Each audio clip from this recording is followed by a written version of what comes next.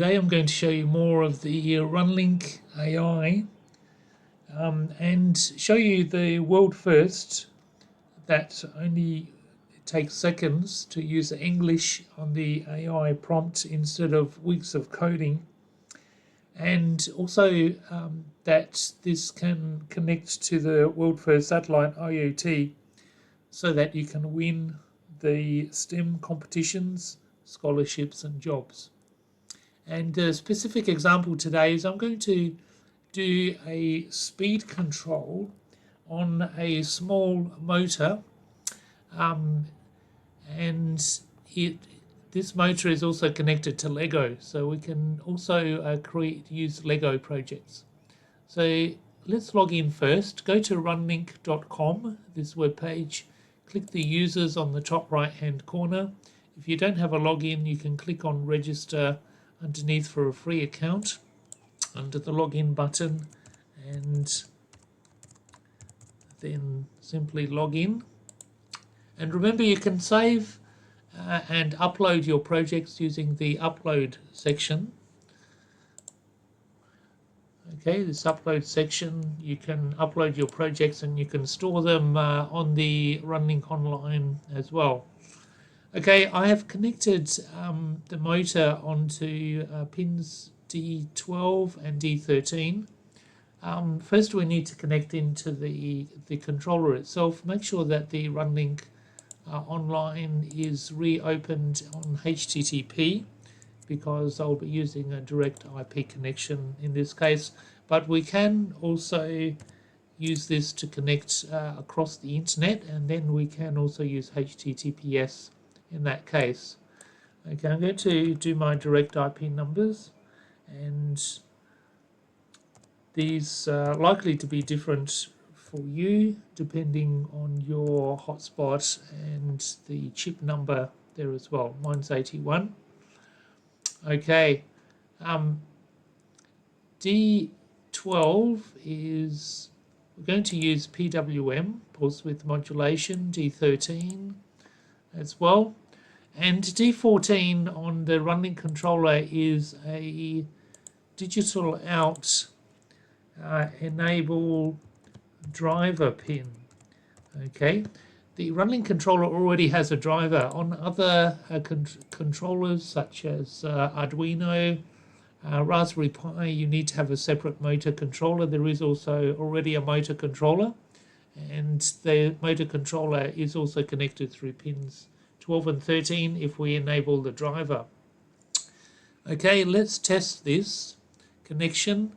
We're going to enable the driver, and let me show you my Lego model here with the motor, and the PWM will take it to, say, halfway. Okay, and we can see that it does go clockwise. Okay, so we can call this one motor clockwise. Okay, and we'll test the other direction as well with the other PWM, and we can see that is indeed going anti-clockwise.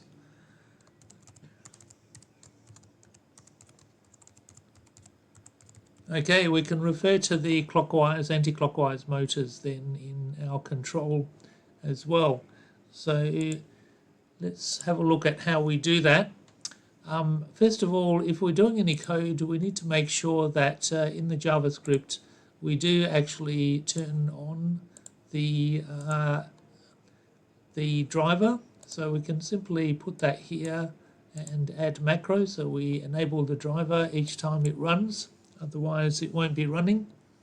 And then we can also control the PWM. We can control it with a set pin. If we connect the say the motor clockwise, okay, we have here, we'll change this to set pin. Okay, so we can set the pin directly, and we can have a number between 0 and 255. The example here initially is motor clockwise 0. Okay, let's now go to the runlinc AI and see how we can activate this with the AI assistant. If we go to the AI assistant, we can put in a simple request. I've shown you the AI assistant before, a prompt like ChatGPT, but it has the context of what I've done so far. So that means, for example, that all I have to do is simply put in there, simply ask it to slowly speed up the clockwise motor.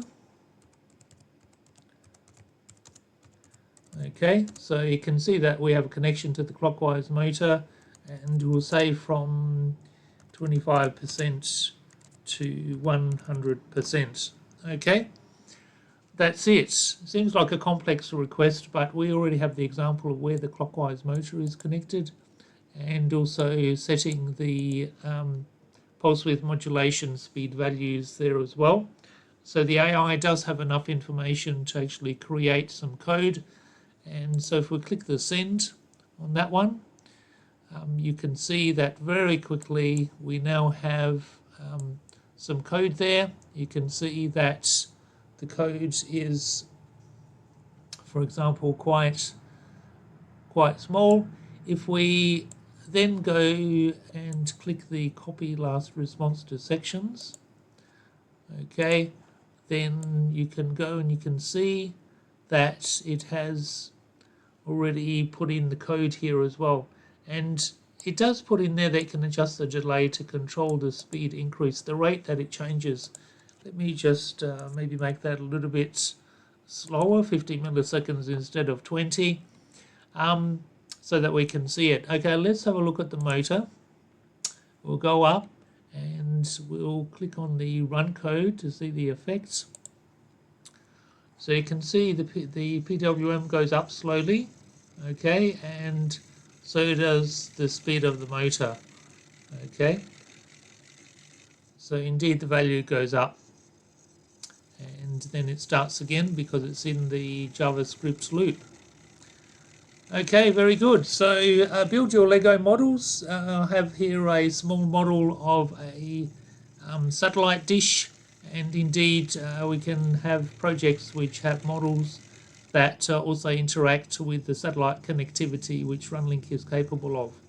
So until next time, try this yourself. We do want you to try it yourself. Okay, thank you.